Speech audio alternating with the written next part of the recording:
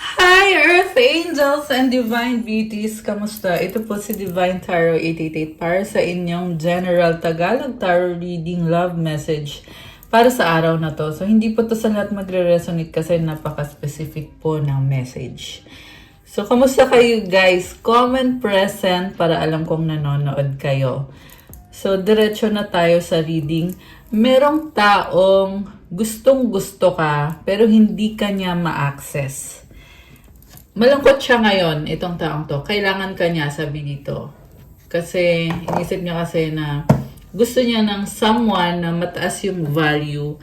Kasi siya, hindi niya nakikita yung sarili niya as someone na mataas yung value niya. At sa'yo niya yon nahanap at kaya kanya gusto. Ibig sabihin, may intention ito na hindi maganda. Okay? Medyo selfish yung nakikita ko sa kanya. And this can also be narcissistic. Although hindi naman sa lahat, okay? Ang nakikita ko kasi is, meron siyang hinahanap eh. Kasi gusto niyang ayusin yung sarili niya, yung buhay niya, especially when it comes to stability and finances. At sa'yo niya nakita kung ano yung bagay na yon na magbibigay sa kanya ng abundance, ng success sa buhay niya. Medyo manggagamit siya. Okay, pero gusto ka niya, oo, attracted siya sa'yo, oo, gusto ka niya, yes. Pwede mo din naman sabihin na nakakaramdam siya ng attraction sa'yo. Hindi ko lang, sa ngayon hindi ko pa sure kung pagmamahal na ba to. Kasi more on, tinitingnan niya kung ano yung magiging contribution mo sa buhay niya. At ang gusto niyang mangyari lang talaga sa ngayon is magkaroon ng stability at stability sa buhay. So, parang pera-pera lang talaga yung iniisip niya ngayon. And you have death card sa bottom of the deck. This is someone na talagang natatauhan siya na mali yung mga inakala niya. 222 in the numbers on the screen. Okay. Mukhang na-judge ka kasi niya eh. Na-judge ka niya as ganito ka, ganyan. Tapos na-realize niya ngayon na nagkamali siya. This is a very manipulative person with the 7 of Swords. Ngayon, hiyang-hiya siya kasi natataon siya na hindi kanya makontrol. And we have the Emperor. Oh my gosh. So, gusto niya ngayon mag-take action. Gusto niyang habulin ikaw. Gusto niyang mag-reach out. At patunayan yung sarili niya. Okay? Actually, mukhang intense yung nararamdaman nitong taong to. Kasi ikaw yung nagbigay sa kanya ng matinding realization tungkol sa sarili niya at tungkol sa'yo. Kasi nga, nakikita niya yung totoong value mo. Imperfections, apology. Love is a beautiful mess. Embrace its imperfections. Apology. Never underestimate the power of a heartfelt apology. So, yun na nga. Ginudge ka niya at nagkamali siya. Ngayon, gusto niya mag-sorry. So, mararamdaman mo to na nag-iba yung treatment niya sa'yo. At kung paano kanya kausapin, mas maayos, mas malambing, mas magpapakita siya ng respect sa'yo. Kasi, ngayon lang siya natauhan. So, in-underestimate ka nitong taong to. Justice. Ayan. So, mapapasayo na ang hustisya. Knight of Rods.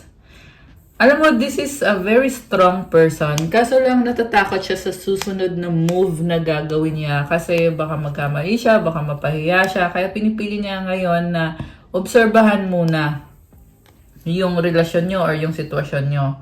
Gusto niya maging fair sa'yo at fair din sa sarili niya. Baka may kadil kang Libra, Fire sign, Aries, Leo, Sagittarius, although this can be any sign. Malakas din ngayon ang water sign, Cancer, Pisces, Scorpio, lalo na yung Scorpio, tsaka yung Aries. And meron din energy ng air sign, Gemini, Libra, Aquarius. Okay.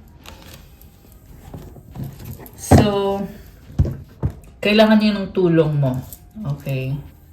2 of Swords. May mga fear kasi tong taong to eh. Kaya kanya na-judge kasi ayaw niyang umasa sa ibang tao. Parang They took matters in their own hands. Wala siyang faith and trust sa relationship nyo or sa sitwasyon nyo. Okay, parang gusto niya siya lagi masusunod, siya lagi yung tama. Very logical thinker. Ang daming energy ng air sign dito sa reading so far. Although kahit naman anong sign to, guys. And you have the moon. So, very intense din ang emosyon nitong taong to. Yan din yung yun yung dahilan kung bakit wala siyang trust sa'yo or sa sitwasyon. Kasi intense yung nararamdaman niya. Okay? So, dahil nga intense, medyo na-overwhelm siya.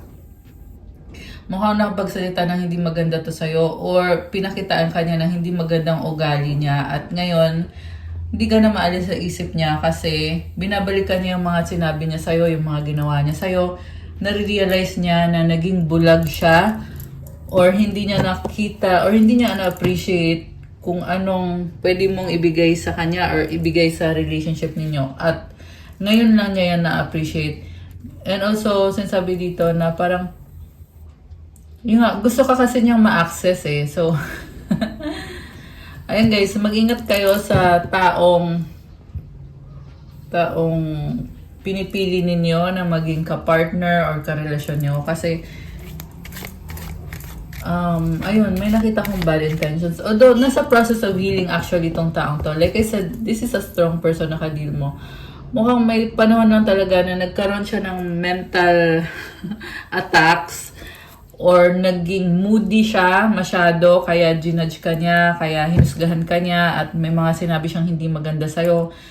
Pero ngayon, they're coming back with an energy na parang sobrang fresh. Parang glowing siya, parang nabunutan siya ng tinik.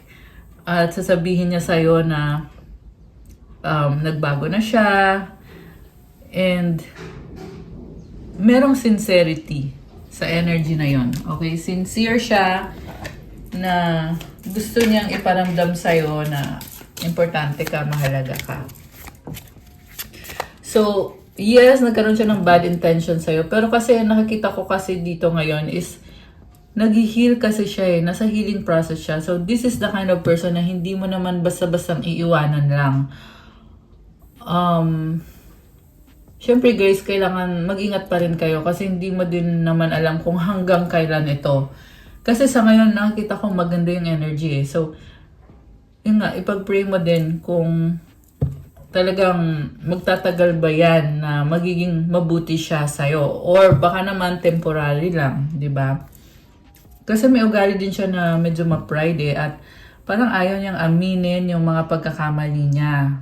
Okay. We have charisma sa bottom of the deck. Love flows to you. You radiate charisma and charm. Grabe. Sobra kang attractive para dito sa taong to. Sobra kang charming. So, talagang yung charm mo, talagang naa-attract siya dun sa charm na yon. Okay.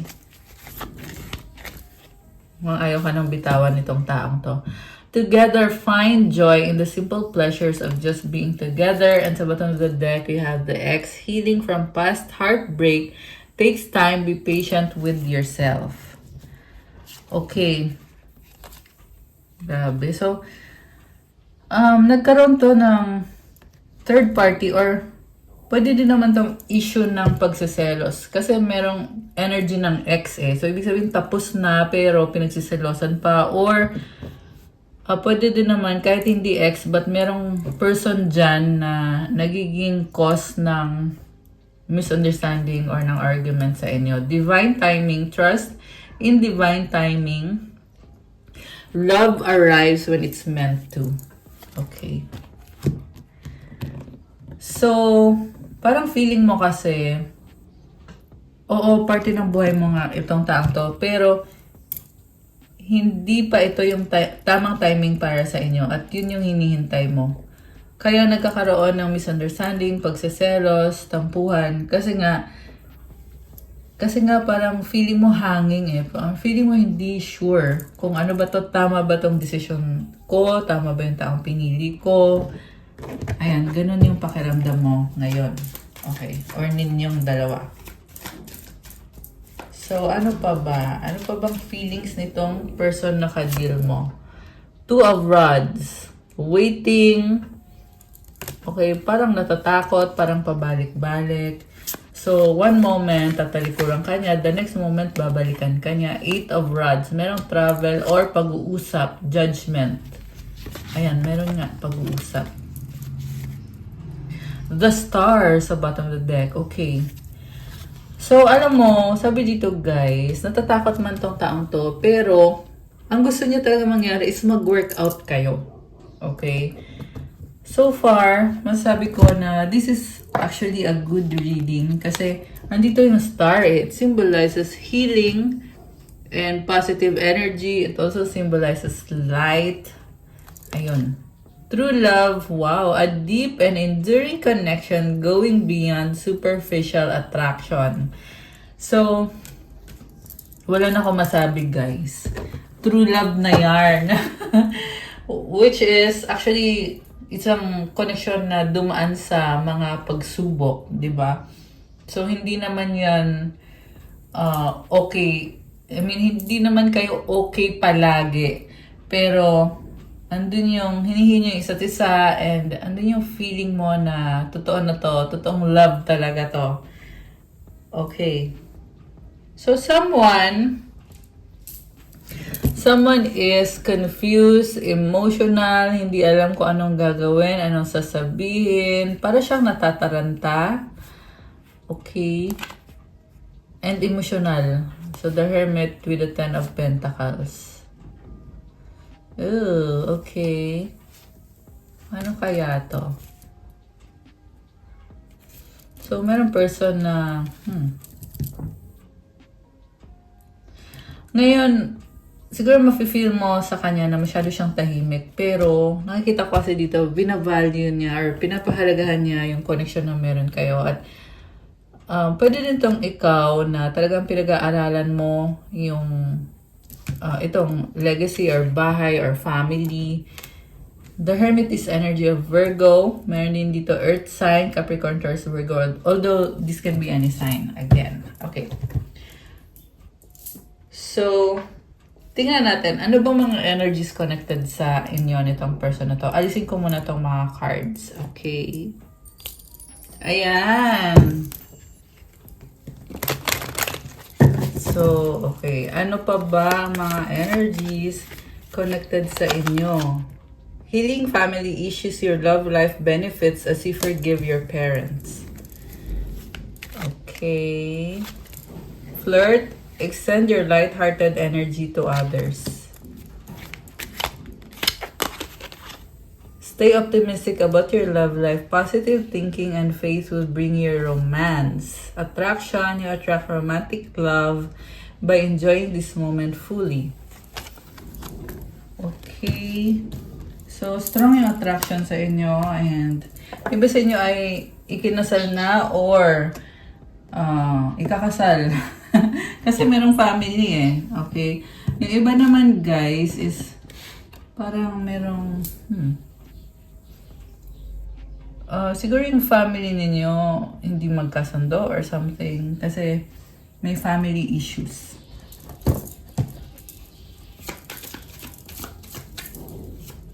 Ano pa? Okay, ano pa ba mga energies connected sa inyo? The passion is too much. Okay, again, sabi dito, there is so much passion, di ba? I am afraid to lose you. I cry at night. This is someone sobrang clingy. So, hindi healthy yung pagiging clingy niya. Like,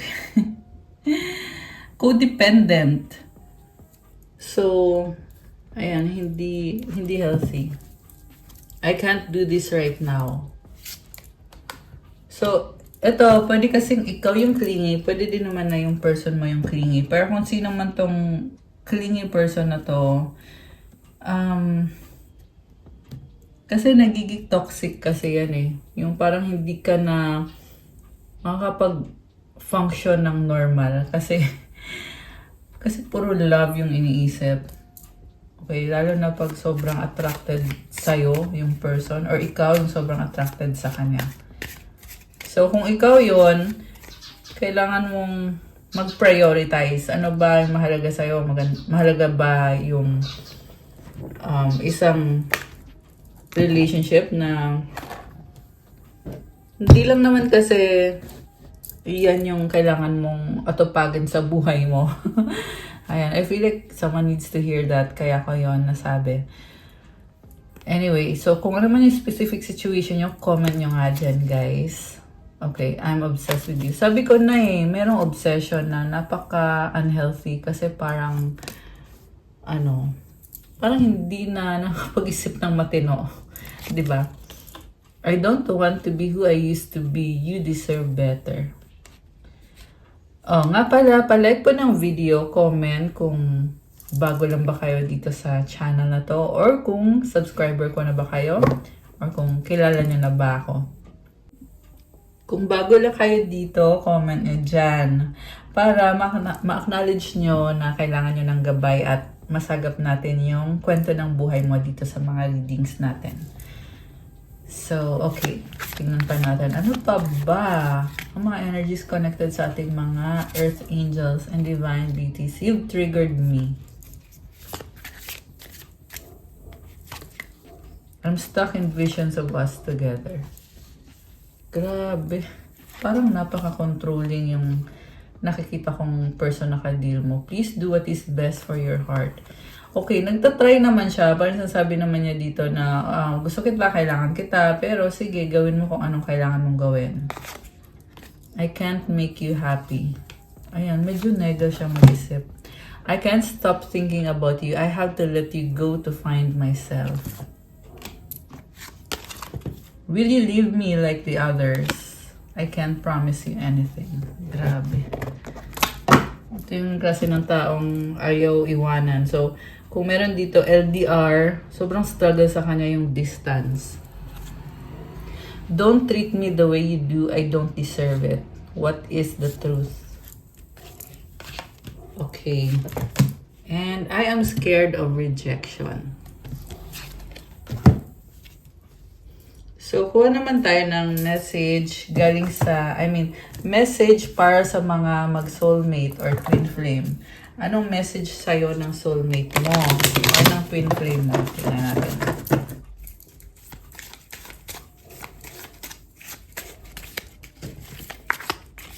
Okay. Oh! I love you!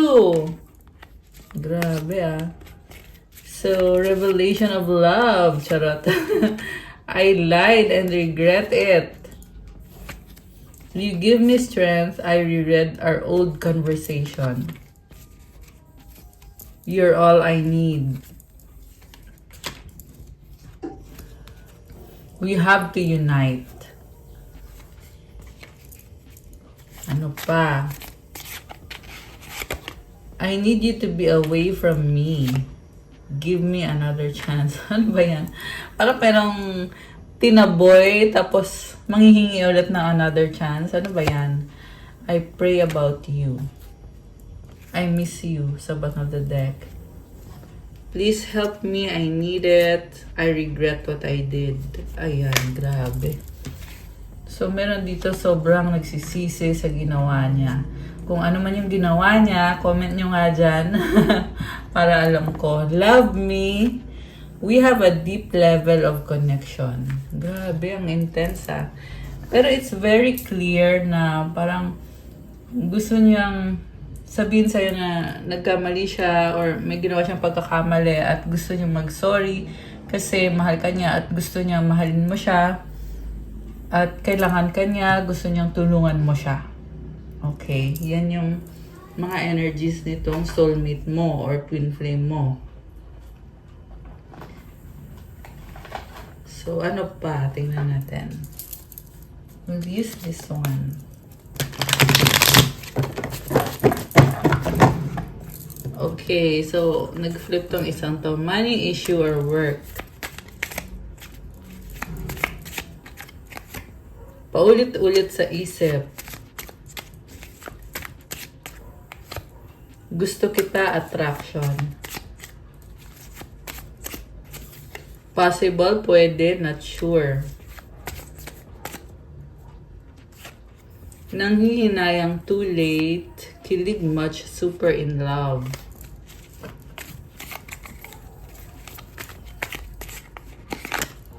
Breakup ending. Oh my gosh. Parang intense nito ah. Separation. Confirmation. So, merong... Oh my gosh. Pwede itong nangyari na, pwedeng mangyayari pa lang. Emote, iyak, luha.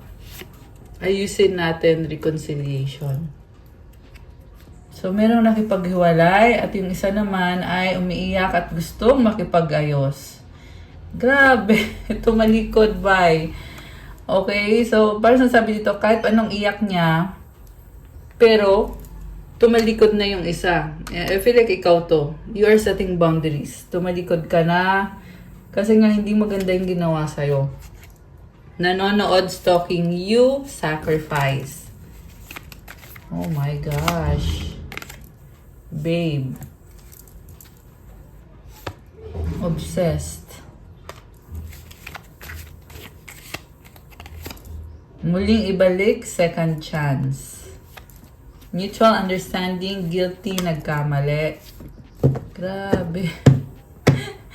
May nasense ako dito na may other person na involved. For some. Akin ka lang, possessive. Oh my gosh. Nakakaloka. Sexy love. Grabe ah. Okay, so yun yung mga messages for now. Ano naman ang mensahe sa'yo? Okay. Mensahe sa'yo nitong taong kadil mo. I dream about you at night. I wish you were mine. Time will tell. Okay. So, ito yung kind of person na pinapangarap ka niya, hinihintay ka niya, wini-wish niya na mapunta ka sa kanya. Okay. Naghihintay siya. You light up my world. I want to fall asleep next to you. I can't, not right now. We were always meant to meet. It was written in the stars. Okay, so gusto kong tingnan ngayon, ano ba mensahe ng mga angels mo? Okay, mensahe ng mga angels mo para sa'yo.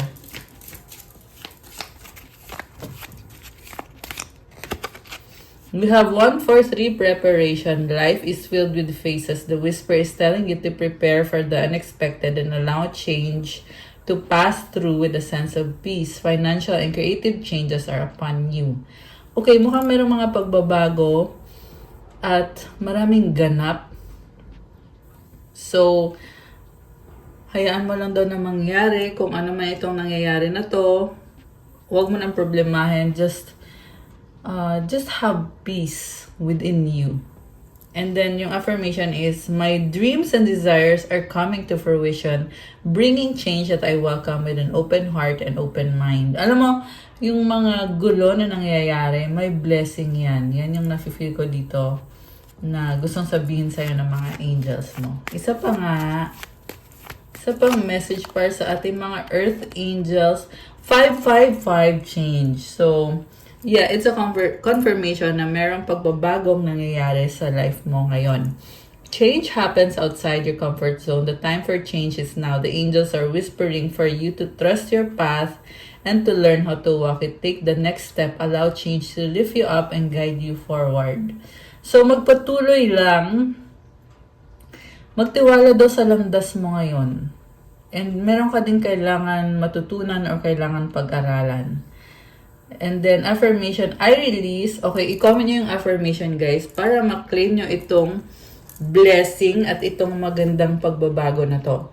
So, comment, I release all that no longer serves me as I am guided to move outside my comfort zone and let change in.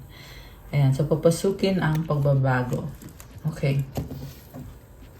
So, okay.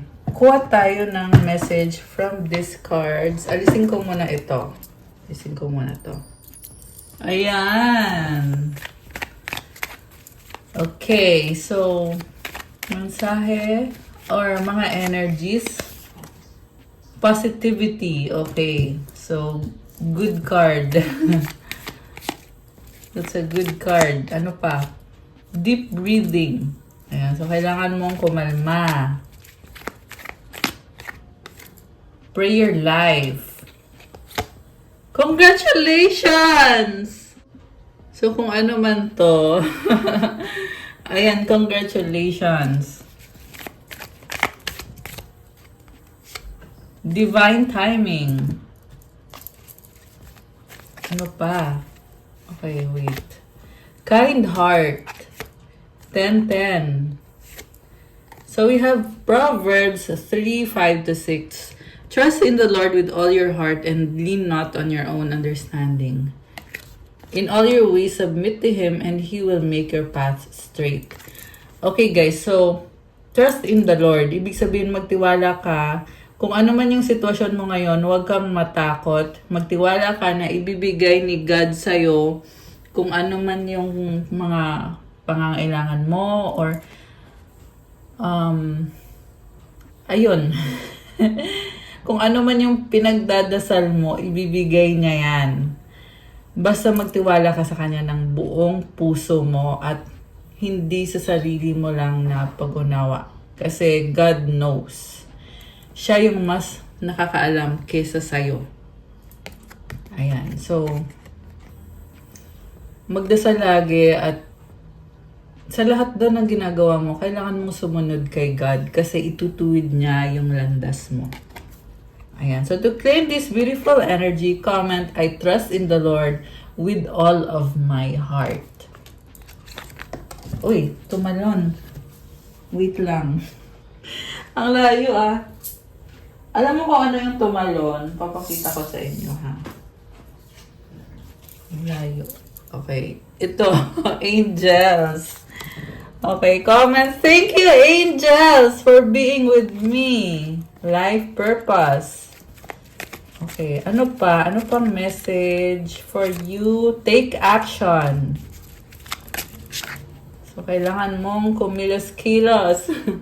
Proverbs 16:3, commit your works to the Lord and your plans will be established. So, yung sa trabaho mo daw, pagdasal mo kasi tutulungan ka ni God na maisagawa yung mga pinaplano mo. Ayan. I love it. 777. Ano pa? Meron pa ba? Wala na. John 6:53, Jesus said, very truly I tell you, unless you eat the flesh of the Son of Man and drink His blood, you have no life in you. Whoever eats my flesh and drinks my blood has eternal life. Ayan guys. So, kailangan mong mag-communion.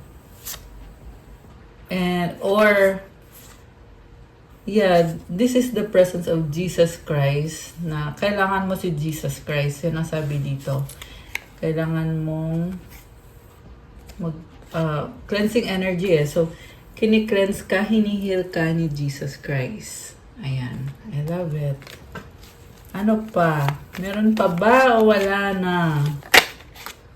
Okay, ito. So, Salve Regina, this is Mama Mary. Comment, I love you, Mama Mary. Ano pa? 111.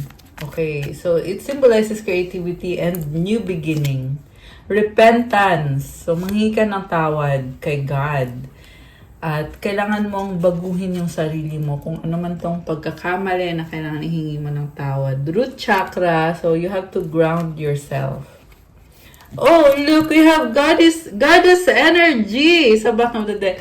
Comment, I am a goddess. And we have healing energy. Comment, claim healing energy and claim goddess energy. Ayan guys, wala na akong masabi. Kasi ang ganda ng energy mo. And final card is empowerment. I love it. Comment, claim empowerment.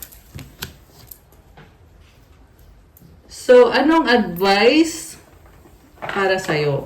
Tingnan natin. Advice para sa ating mga viewers. At kukuha na din tayo ng sagot sa wish mo. Okay? Isa lang. Kasi parang ang daming cards na gusto kong lumabas. Sige na nga, dalawang advice. Tapos, isipin nyo ngayon yung wish nyo. Kuha tayo ng kasagutan. Okay. Ayan, mag-wish na kayo, guys.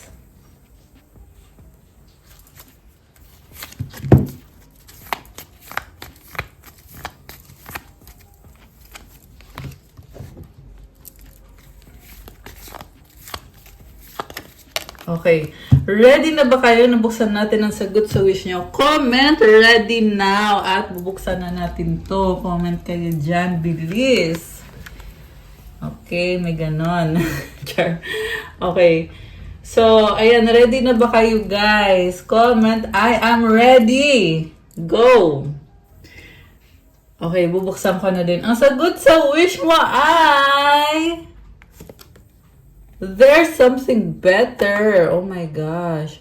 At kung kailan mangyayari ang wish mo, perfect timing. Oh wow. At ang advice sa'yo, abundance. Oh my gosh, guys. I love it. Para kang nagbo-bloom dito. Ang ganda ng aura, ang ganda ng vibe. So, may perfect timing para sa wini-wish mo, pero maaaring hindi ibigay kung anong yung mismong wish mo, pero mas better pa dyan yung ibibigay, kaya wag kang mag-alala. Just have faith kay God at merong abundance na paparating para sa'yo. Comment, claim abundance. Ayan, I love it. So, yung advice is confidence. Divine confidence is completely different from the bravado of the ego. You make space for something larger to take hold. Please fill me with your confidence, O love. Grant me courage I never knew I had. Wow, guys! So, divine confidence, ibig sabihin, ito yung confidence mo na si God ang bahala sa'yo. Hindi ka niya papabayaan. Palagi siyang andyan, tumutulong at pumoprotect sa'yo, nagbibigay ng blessing sa'yo. At hindi mo kailangan ipilit kung ano yung gusto mo mangyari sa buhay mo. Kasi, si God na mismo magbibless sa'yo. So, you won't settle for less. And instead, confident ka na ibibigay ni God sa'yo yung pinaka-best. Kahit kailangan mong maghintay. So, you need to have courage. At meron ka ng courage na yan. Kahit di mo alam yon, pero meron ka ng courage na yan, okay? Yan ang sabi dito. So, i-comment nyo how it resonates for you. Ilagay nyo dyan. Kasi binabasa ko lahat ng mga comments.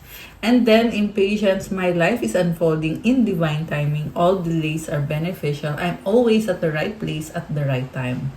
Alam mo, napapagod ka man, pero sinasabi kasi dito, nasa tamang landas ka, okay? Yung mga delay na nangyayari, kailangan mangyari yan. May dahilan. So, hindi man i-reveal sa'yo agad kung ano yung dahilan na yon, pero sa huli, malalaman mo rin at makikita mo, maa-appreciate mo din.